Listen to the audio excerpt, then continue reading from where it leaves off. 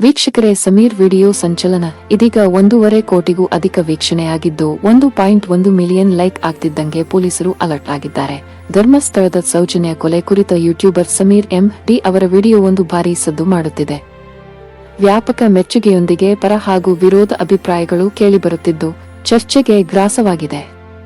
ಊರಿಗೆ ದೊಡ್ಡವರೇ ಕೊಲೆ ಮಾಡಿದವರ ಇಲ್ಲಿಯವರೆಗೂ ಯೂಟ್ಯೂಬ್ನಲ್ಲಿ ಸುಮಾರು 1.5 ಕೋಟಿ ವೀಕ್ಷಣೆ ಕಾಣುವ ಮೂಲಕ ರಾಜ್ಯಾದ್ಯಂತ ತೀವ್ರ ಸಂಚಲನ ಸೃಷ್ಟಿಸಿದೆ. ಫೆಬ್ರವರಿ 27ರಂದು ಅಪ್ಲೋಡ್ ಆಗಿರುವ ಊರಿಗೆ ದೊಡ್ಡವರೇ ಕೊಲೆ ಮಾಡಿದವರ ಎಂಬ ಟೈಟಲ್ನ ಈ ವಿಡಿಯೋ ಇಲ್ಲಿಯವರೆಗೂ 1.5 ಕೋಟಿ ವೀಕ್ಷಣೆ ಕಂಡಿದ್ದು 1.1 ಮಿಲಿಯನ್ಗೂ ಅಧಿಕ ಲೈಕ್ ಮತ್ತು ಸಹಸ್ರಾರು ಕಾಮೆಂಟ್ಗಳು ಬರುತ್ತಿವೆ. ಈ ಹಿನ್ನೆಲೆ ಇದೀಗ ಸಮೀರ್ಗೆ ಜೀವ ಬೆದರಿಕೆ ಬರುತ್ತಿವೆ. ಈ ವಿಡಿಯೋ ವೈರಲ್ ಆಗುತ್ತಿದ್ದಂತೆಯೇ ಪರ ಹಾಗೂ ವಿರುದ್ಧ ಅಭಿಪ್ರಾಯಗಳು ಕೇಳಿಬರುತ್ತಿವೆ. ಸಾಮಾಜಿಕ ಮಾಧ್ಯಮದಲ್ಲಿ ಸಮೀರ್ ಎಂ.ಡಿ ಅವರ ವೈಯಕ್ತಿಕ ಮಾಹಿತಿ ಮತ್ತು ವಿಳಾಸ ಲೀಕ್ ಆದ ಮೇಲೆ ಜೀವ ಬೆದರಿಕೆ ಕರೆಗಳು ಬರುತ್ತಿರುವುದಾಗಿ ಅವರೇ ಯೂಟ್ಯೂಬ್ ಲೈವ್ನಲ್ಲಿ ತಿಳಿಸಿದ್ದಾರೆ. ಕೂಡಲೇ ಅವರು ಸೌಜನ್ಯ ಪ್ರಕರಣದ ಹೋರಾಟಗಾರ ಮಹೇಶ್ ಶೆಟ್ಟಿ ತಿಮರೋಡಿ ತಂಡದ ಸದಸ್ಯರನ್ನು ಸಂಪರ್ಕಿಸಿದ್ದು ಅವರು ವಕೀಲರ ನೆರವು ನೀಡಿದ್ದಾರೆ. ಮತ್ತೋರ್ವ ಹೋರಾಟಗಾರ ಗಿರೀಶ್ ಮಟ್ಟನವರ್ ಮನೆಗೆ ಬಂದು ಬೆಂಬಲ ವ್ಯಕ್ತಪಡಿಸಿರುವುದಾಗಿ ಎಂದು ಅವರು ತಿಳಿಸಿದ್ದಾರೆ.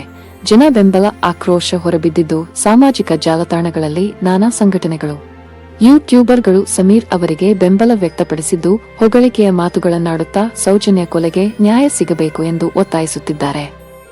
ಮತ್ತೆ ಕೆಲವರು ಈ ವಿಚಾರದಲ್ಲಿ ಸುಮ್ಮನೆ ಧರ್ಮಸ್ಥಳ ದೇವಾಲಯವನ್ನು ಎಳೆದು ತರಲಾಗುತ್ತಿದೆ ಎಂದು ಆಕ್ರೋಶ ವ್ಯಕ್ತಪಡಿಸಿದ್ದಾರೆ.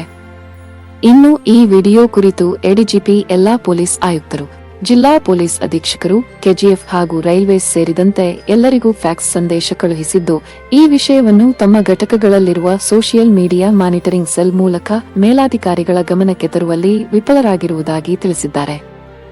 ಈ ವಿಷಯ ಕುರಿತಂತೆ ಸಾರ್ವಜನಿಕರಲ್ಲಿ ಪರ ವಿರೋಧ ಅಭಿಪ್ರಾಯಗಳು ಉಂಟಾಗಿ ಸಮಾಜದಲ್ಲಿ ಕಾನೂನು ಮತ್ತು ಸುವ್ಯವಸ್ಥೆಗೆ ಧಕ್ಕೆಯಾಗುವ ಸಂಭವವಿದೆ.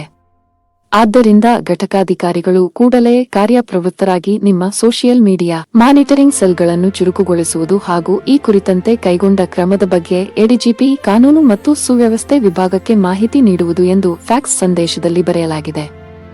ಇನ್ನು ಕರ್ನಾಟಕದ ಪೊಲೀಸ್ ವ್ಯವಸ್ಥೆ ಸಂಪೂರ್ಣ ಸುಧಾರಿಸಬೇಕು ಎಂದು ಸೌಜನ್ಯ ಪ್ರಕರಣದ ಬಗ್ಗೆ ನಟ ಚೇತನ್ ಅಹಿಂಸಾ ಪ್ರತಿಕ್ರಿಯೆ ನೀಡಿದ್ದಾರೆ. ತನಿಖಾ ಪತ್ರಿಕೋದ್ಯಮದ ವಿಡಿಯೋ ವೈರಲ್ ಆದ ನಂತರ ಸೌಜನ್ಯ ಅತ್ಯಾಚಾರ ಮತ್ತು ಕೊಲೆ ಪ್ರಕರಣ ಮತ್ತೆ ಬೆಳಕಿಗೆ ಬಂದಿದೆ. ಕರ್ನಾಟಕ ತನ್ನ ಸಂಪೂರ್ಣ ಪೊಲೀಸ್ ವ್ಯವಸ್ಥೆಯನ್ನು ಸುಧಾರಿಸಬೇಕು ಎಂದು ಸೌಜನ್ಯ ಪ್ರಕರಣದ ಬಗ್ಗೆ ನಟ ಚೇತನ್ ಅಹಿಂಸಾ ಪ್ರತಿಕ್ರಿಯೆ ನೀಡಿದ್ದು 12 ವರ್ಷಗಳ ನಂತರವೂ ಸೌಜನ್ಯಳಿಗೆ ನ್ಯಾಯ ಕೋರುತ್ತಿರುವ ಎಲ್ಲಾ ಹೋರಾಟಗಾರರು, ವಕೀಲರು, ಮಾಧ್ಯಮಗಳು, ಕಾಳಜಿಯುಳ್ಳ ನಾಗರಿಕರು ಇತ್ಯಾದಿ ಜನರಿಗೆ ಅಭಿನಂದನೆಗಳು. ಪಾರದರ್ಶಕ ತನಿಖೆಗಳನ್ನು ಖಚಿತಪಡಿಸಿಕೊಳ್ಳಲು ಮತ್ತು ಪ್ರಭಾವಿ ಕುಟುಂಬಗಳು ಮತ್ತು ಭ್ರಷ್ಟ ಪೊಲೀಸರ ನಡುವಿನ ಪ್ರಶ್ನಾರ್ಹ ಸಂಬಂಧವನ್ನು ಮುರಿಯಲು ಕರ್ನಾಟಕವು ತನ್ನ ಸಂಪೂರ್ಣ ಪೊಲೀಸ್ ವ್ಯವಸ್ಥೆಯನ್ನು ಸುಧಾರಿಸಬೇಕು ಎಂದು ಅವರು ಸೋಷಿಯಲ್ ಮೀಡಿಯಾದಲ್ಲಿ ಪೋಸ್ಟ್ ಮಾಡಿದ್ದಾರೆ. ಇನ್ನು ಯೂಟ್ಯೂಬರ್ ಸಮೀರ್ ವಿರುದ್ಧ ವಿಶ್ವ ಹಿಂದೂ ಪರಿಷತ್ ಗರಂ ಹಿಂದೂ ದೇವಸ್ಥಾನಗಳ ಬಗ್ಗೆ ಮಾತನಾಡುವ ಅಧಿಕಾರ ಸಮೀರ್ಗೆ ಇಲ್ಲ. ಧರ್ಮಸ್ಥಳದಲ್ಲಿ ಅತ್ಯಾಚಾರಕ್ಕೊಳಗಾಗಿ ಸಾವನ್ನಪ್ಪಿದ್ದ ವಿದ್ಯಾರ್ಥಿನಿ ಸೌಜನ್ಯ ಪ್ರಕರಣಕ್ಕೆ ಸಂಬಂಧಿಸಿದಂತೆ ಸಾಮಾಜಿಕ ಜಾಲತಾಣದಲ್ಲಿ ವೈರಲ್ ಆಗಿರುವ ಯೂಟ್ಯೂಬರ್ ವಿಡಿಯೋ ವಿರುದ್ಧ ವಿಶ್ವ ಹಿಂದೂ ಪರಿಷತ್ ಗರಂ ಆಗಿದ್ದು, ಧರ್ಮಸ್ಥಳ ಕ್ಷೇತ್ರದಲ್ಲಿ ಸೌಜನ್ಯಳ ಆರೋಪಿಗಳಿದ್ದರೆ ಅವರನ್ನು ಹಿಡಿದುಕೊಂಡೋಗಿ ಅವರಿಗೆ ಯಾವ ರೀತಿ ಹಿಂಸೆ ಮಾಡುತ್ತೀರಿ, ಯಾವ ನ್ಯಾಯಾಲಯದ ಎದುರು ನಿಲ್ಲಿಸುತ್ತೀರಿ, ಅದಕ್ಕೆ ನಮ್ಮ ಬೆಂಬಲವಿದೆ. ಆದರೆ ಹಿಂದೂ ಧಾರ್ಮಿಕ ಕ್ಷೇತ್ರಗಳ ವಿರುದ್ಧ ಅವಹೇಳನ ಮಾಡಿದರೆ ಸುಮ್ಮನೆ ಇರುವುದಿಲ್ಲ ಎಂದು ಎಚ್ಚರಿಕೆ ನೀಡಿದೆ. ಪುತ್ತೂರಿನಲ್ಲಿ ಮಾತನಾಡಿದ ವಿಶ್ವ ಹಿಂದೂ ಪರಿಷತ್ ಮುಖಂಡ ಭಾಸ್ಕರ್, ಧರ್ಮಸ್ಥಳ ಸೌಜನ್ಯ ಕೇಸ್ ಬಗ್ಗೆ ಯೂಟ್ಯೂಬರ್ ಸಮೀರ್ ವಿಡಿಯೋ ಮಾಡಿದ್ದು ಅದರಲ್ಲಿ ಧರ್ಮಸ್ಥಳ ಕ್ಷೇತ್ರವನ್ನು ಸರ್ಕಾರದ ವ್ಯಾಪ್ತಿಗೆ ತರುವ ಬಗ್ಗೆ ಉಲ್ಲೇಖ ಮಾಡಿದ್ದಾನೆ. ಸೌಜನ್ಯ ವಿಚಾರದಲ್ಲಿ ವಿಶ್ವ ಹಿಂದೂ ಪರಿಷತ್ ಮೊದಲಿನಿಂದಲೇ ಹೋರಾಟ ಮಾಡಿಕೊಂಡು ಬಂದಿದೆ. ಧರ್ಮಸ್ಥಳ ಧರ್ಮಾಧಿಕಾರಿ ವೀರೇಂದ್ರ ಹೆಗಡೆಯವರೇ ಆಗಿನ ಗೃಹ ಸಚಿವ ಆರ್ ಅಶೋಕ್ಗೆ ಕರೆ ಮಾಡಿ ತನಿಖೆಗೆ ಒತ್ತಾಯ ಮಾಡಿದ್ದಾರೆ. ಇಂದಿಗೂ ವಿಶ್ವ ಹಿಂದೂ ಪರಿಷತ್ ಸೌಜನ್ಯನಿಗೆ ನ್ಯಾಯ ಸಿಗಬೇಕೆಂದು ಒತ್ತಾಯಿಸುತ್ತಿದೆ. ಧರ್ಮಸ್ಥಳ ಕ್ಷೇತ್ರದಲ್ಲಿ ಸೌಜನ್ಯಳ ಆರೋಪಿಗಳಿದ್ದರೆ ಅವರನ್ನು ಹಿಡಿದು ಕೊಂಡೋಗಿ ಅವರಿಗೆ ಯಾವ ರೀತಿ ಹಿಂಸೆ ಮಾಡುತ್ತೀರಿ, ಯಾವ ಪೊಲೀಸ್ ನ್ಯಾಯಾಲಯದ ಎದುರು ನಿಲ್ಲಿಸುತ್ತೀರಿ, ಅದಕ್ಕೆ ನಮ್ಮ ಬೆಂಬಲವಿದೆ. ಅದು ಬಿಟ್ಟು ಹಿಂದೂ ಕ್ಷೇತ್ರದ ವಿರುದ್ಧ ಮಾತನಾಡಿದಲ್ಲಿ ವಿಶ್ವ ಹಿಂದೂ ಪರಿಷತ್ ಸುಮ್ಮನೆ ಕೂರುವುದಿಲ್ಲ ಎಂದರು. ಯೂಟ್ಯೂಬರ್ ಸಮೀರ್ ಇತರ ಹಿಂದೂ ಹೆಣ್ಣು ಮಕ್ಕಳ ಮೇಲೆ ನಡೆದ ಅತ್ಯಾಚಾರದ ಬಗ್ಗೆಯೂ ಮಾತನಾಡಬೇಕು. ಕೇರಳದ ಪೊನ್ನಾನಿಯಲ್ಲಿ ಹಿಂದೂ ಹೆಣ್ಣು ಮಕ್ಕಳ ಮತಾಂತರ ನಡೆಯುತ್ತದೆ. ಅದರ ಬಗ್ಗೆಯೂ ವಿಡಿಯೋ ಮಾಡಿ ಹಾಕಬೇಕು ಎಂದು ಯೂಟ್ಯೂಬರ್ ಸಮೀರ್ ವಿರುದ್ಧ ಕಿಡಿಕಾರಿದ್ದಾರೆ. ವಿಶ್ವ ಹಿಂದೂ ಪರಿಷತ್ ಕರ್ನಾಟಕ ಪ್ರಾಂತ ಉಪಾಧ್ಯಕ್ಷ ಎಂ ಪೋಪ ಮಾತನಾಡಿ, ಹಿಂದೂ ದೇವಸ್ಥಾನಗಳ ಬಗ್ಗೆ ಮಾತನಾಡುವ ಅಧಿಕಾರ ಯೂಟ್ಯೂಬರ್ಗೆ ಇಲ್ಲ.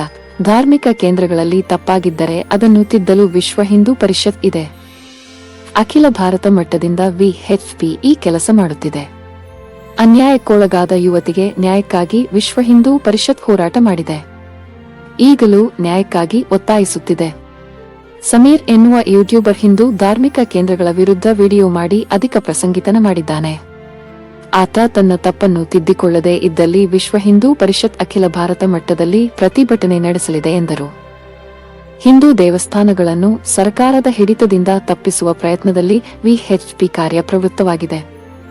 ಇಡೀ ದೇಶ ಮಟ್ಟದಲ್ಲಿ ಈ ಕಾರ್ಯ ನಡೆಯುತ್ತಿದೆ. ಈ ನಡುವೆ ದೇವಾಲಯಗಳನ್ನು ಸರ್ಕಾರದ ಸುಪರ್ದಿಗೆ ನೀಡುವ ಹೇಳಿಕೆಗಳನ್ನು ಪರಿಷತ್ ಖಂಡಿಸುತ್ತದೆ. ಸಮೀರ್ ಅಹಮದ್ ತನ್ನ ತಪ್ಪನ್ನು ತಿದ್ದಿಲ್ಲ ಎಂದಾದರೆ ವಿಶ್ವ ಹಿಂದೂ ಪರಿಷತ್ಗೆ ಮುಂದೆ ಏನು ಮಾಡಬೇಕು ಅನ್ನೋದು ತಿಳಿದಿದೆ ಎಂದು ಎಚ್ಚರಿಕೆ ನೀಡಿದ್ದಾರೆ. ಯೂಟ್ಯೂಬ್ ವಿಡಿಯೋ ವೈರಲ್ ಬೆನ್ನಲ್ಲೇ ಎಸ್ಪಿಗಳಿಗೆ ಎಡಿಜಿಪಿ ಎಚ್ಚರಿಕೆ. ಸೌಜನ್ಯ ಪ್ರಕರಣದ ಬಗ್ಗೆ ಸಾಮಾಜಿಕ ಜಾಲತಾಣದಲ್ಲಿ ವಿಡಿಯೋ ವೈರಲ್ ಹಿನ್ನೆಲೆ ಸಾಮಾಜಿಕ ಜಾಲತಾಣ ವಿಭಾಗಕ್ಕೆ ಡಿಜಿಪಿಯಿಂದ ಎಚ್ಚರಿಕೆ ನೀಡಲಾಗಿದೆ. ಸಮೀರ್ ಎಂಬಾತ ಈ ಬಗ್ಗೆ ಸಾಮಾಜಿಕ ಜಾಲತಾಣದಲ್ಲಿ ವಿಡಿಯೋ ಬಿಟ್ಟಿದ್ದಾನೆ. ಈ ಬಗ್ಗೆ ಹಿರಿಯ ಅಧಿಕಾರಿಗಳ ಗಮನಕ್ಕೆ ತರಲು ಘಟಕಾಧಿಕಾರಿಗಳು ವಿಫಲರಾಗಿದ್ದಾರೆ. ಈ ವಿಷಯ ಕುರಿತಂತೆ ಸಾರ್ವಜನಿಕರಲ್ಲಿ ಪರ ವಿರೋಧ ಚರ್ಚೆ ಶುರುವಾಗಿದೆ. ಇದರಿಂದ ಕಾನೂನು ಮತ್ತು ಸುವ್ಯವಸ್ಥೆಗೆ ಧಕ್ಕೆಯಾಗುವ ಸಂಭವವಿದೆ. ಆದ್ದರಿಂದ ಈ ಬಗ್ಗೆ ಸೋಷಿಯಲ್ ಮೀಡಿಯಾ ಮಾನಿಟರಿಂಗ್ ಸೆಲ್ಗಳನ್ನು ಚುರುಕುಗೊಳಿಸಬೇಕು ಹಾಗೂ ಕೈಗೊಂಡ ಕ್ರಮದ ಬಗ್ಗೆ ಎಡಿಜಿಪಿಗೆ ಮಾಹಿತಿ ನೀಡಬೇಕು ಎಂದು ಪತ್ರದ ಮೂಲಕ ಎಚ್ಚರಿಕೆ ನೀಡಲಾಗಿದೆ. ಎಲ್ಲಾ ಪೊಲೀಸ್ ಆಯುಕ್ತರು ಮತ್ತು ಜಿಲ್ಲಾ police ಅಧೀಕ್ಷರುಗಳಿಗೆ DG IGP ಕಾರ್ಯಾಲಯದಿಂದ ಹೊರಡಿಸಿರೋ ಪತ್ರವಾಗಿದೆ. 2012ರಲ್ಲಿ Ujire SDM college ವಿದ್ಯಾರ್ಥಿನಿ ಧರ್ಮಸ್ಥಳದ ಸೌಜನ್ಯ ಅವರನ್ನು ಅಪಹರಿಸಲಾಯಿತು. ಅದೇ ದಿನ ರಾತ್ರಿ ಅವರ ಮಿಸ್ಸಿಂಗ್ ಕೇಸ್ ಕೂಡ ದಾಖಲಾಯಿತು. 2012ರ ಅಕ್ಟೋಬರ್ 10ರಂದು ಧರ್ಮಸ್ಥಳದ ಮಣ್ಣಸಂಕದಲ್ಲಿ ಅವರ ಶವ ಪತ್ತೆಯಾಯಿತು. ಸೌಜನ್ಯ ಅವರ ಮೇಲೆ ಅತ್ಯಾಚಾರವೂ ನಡೆದಿತ್ತು. ಆದರೆ ಈ ಕೇಸ್ಗೆ ಸಂಬಂಧಿಸಿದಂತೆ ಬಂಧನಕ್ಕೊಳಗಾಗಿದ್ದ ಸಂತೋಷ್ ರಾವ್ ಅವರು ನಿರಪರಾಧಿ ಎಂದು ಕೋರ್ಟ್ ಇತ್ತೀಚೆಗೆ ಆದೇಶ ಹೊರಡಿಸಿತ್ತು. ಸದ್ಯ ಈ ಪ್ರಕರಣದಲ್ಲಿ ಯಾರಿಗೂ ಶಿಕ್ಷೆಯಾಗಿಲ್ಲ. ಇನ್ನು ಸದ್ಯ ಯೂಟ್ಯೂಬರ್ ಸಮೀರ್ಗೆ ಬಿಗ್ ರಿಲೀಫ್ ಸಿಕ್ಕಿದೆ. ಪೊಲೀಸರಿಗೆ ಹೈಕೋರ್ಟ್ ತರಾಟೆ ತೆಗೆದುಕೊಂಡಿದ್ದು, ಧರ್ಮಸ್ಥಳದ ವಿದ್ಯಾರ್ಥಿನಿ ಸೌಜನ್ಯ ಅತ್ಯಾಚಾರ ಮತ್ತು ಕೊಲೆ ಪ್ರಕರಣದ ಕುರಿತು ವಿಡಿಯೋ ಮಾಡಿ ಸಾಮಾಜಿಕ ಜಾಲತಾಣಗಳಲ್ಲಿ ಪ್ರಕಟಿಸಿದ್ದ ಯೂಟ್ಯೂಬರ್ ಸಮೀರ್ ಎನ್ಡಿ ಅವರನ್ನು ಬಂಧಿಸದಂತೆ ಕರ್ನಾಟಕ ಹೈಕೋರ್ಟ್ ತಡೆ ನೀಡಿದೆ. ಸಮೀರ್ ವಿರುದ್ಧ ಬಳ್ಳಾರಿ ಜಿಲ್ಲೆಯ ಕೌಲ್ಬಟಾರ್ ಪೊಲೀಸ್ ಠಾಣೆಯಲ್ಲಿ ದಾಖಲಾಗಿದ್ದ ಸ್ವಯಂ ಪ್ರೇರಿತ ಪ್ರಕರಣವನ್ನು ಹೈಕೋರ್ಟ್ ವಜಾಗೊಳಿಸಿದೆ. ಸಮೀರ್ ಅವರ ವಿರುದ್ಧ ಧಾರ್ಮಿಕ ಭಾವನೆಗಳಿಗೆ ಧಕ್ಕೆ ತಂದ ಆರೋಪ ಹೊರಿಸಲಾಗಿತ್ತು. ಸಮೀರ್ ಅವರ ವಿಡಿಯೋದಿಂದ ಧರ್ಮಸ್ಥಳ ಮತ್ತು ಧರ್ಮಸ್ಥಳದ ಧರ್ಮಾಧಿಕಾರಿಗಳ ಬಗ್ಗೆ ಧಾರ್ಮಿಕ ಭಾವನೆ ಹೊಂದಿದ ಸಾರ್ವಜನಿಕರ ಭಾವನೆಗೆ ಧಕ್ಕೆಯಾಗಿದೆ ಎಂದು ಎಫ್ಐಆರ್ನಲ್ಲಿ ಉಲ್ಲೇಖಿಸಲಾಗಿತ್ತು. ಆದರೆ ಹೈಕೋರ್ಟ್ ಇದನ್ನು ತಳ್ಳಿ ಹಾಕಿದೆ. ಈ ಪ್ರಕರಣದಲ್ಲಿ ಸಮೀರ್ ಅವರಿಗೆ ಹೈಕೋರ್ಟ್ನಿಂದ ದೊಡ್ಡ ಬಿಗ್ ರಿಲೀಫ್ ಸಿಕ್ಕಿದೆ. ಅವರನ್ನು ಬಂಧಿಸುವಂತಿಲ್ಲ ಹಾಗೂ ಪೊಲೀಸ್ ಠಾಣೆಗೆ ಕರೆಯುವಂತಿಲ್ಲ ಎಂದು ಕರ್ನಾಟಕ ಹೈಕೋರ್ಟ್ ಆದೇಶ ನೀಡಿದೆ. ಜೊತೆಗೆ ಕಾನೂನು ಉಲ್ಲಂಘಿಸಿ ಪೊಲೀಸರು ನೋಟಿಸ್ ನೀಡಿದ್ದಾರೆ ಎಂದು ಹೈಕೋರ್ಟ್ ತರಾಟೆಗೆ ತೆಗೆದುಕೊಂಡಿದೆ. ಈ ಮಾಹಿತಿಯನ್ನು ಮಾಜಿ ಐಪಿಎಸ್ ಅಧಿಕಾರಿ ಗಿರೀಶ್ ಮಟ್ಟಣ್ಣನವರ್ ತಮ್ಮ ಫೇಸ್ಬುಕ್ ಖಾತೆಯಲ್ಲಿ ಹಂಚಿಕೊಂಡಿದ್ದಾರೆ. ವೀಕ್ಷಕರೇ, ಇದಾಗಿತ್ತು ಸೌಜನ್ಯ ಪ್ರಕರಣದಲ್ಲಿ ನಿನ್ನೆಯಿಂದ ಆದಂತ ಬೆಳವಣಿಗೆ. ಸೌಜನ್ಯ ಕೇಸ್ಗೆ ನ್ಯಾಯ ಕೊಡಿಸುವಲ್ಲಿ ನಾವು ಭಾಗಿಯಾಗೋಣ. ವಿಡಿಯೋ ನೋಡಿದ್ದಕ್ಕಾಗಿ ಧನ್ಯವಾದಗಳು.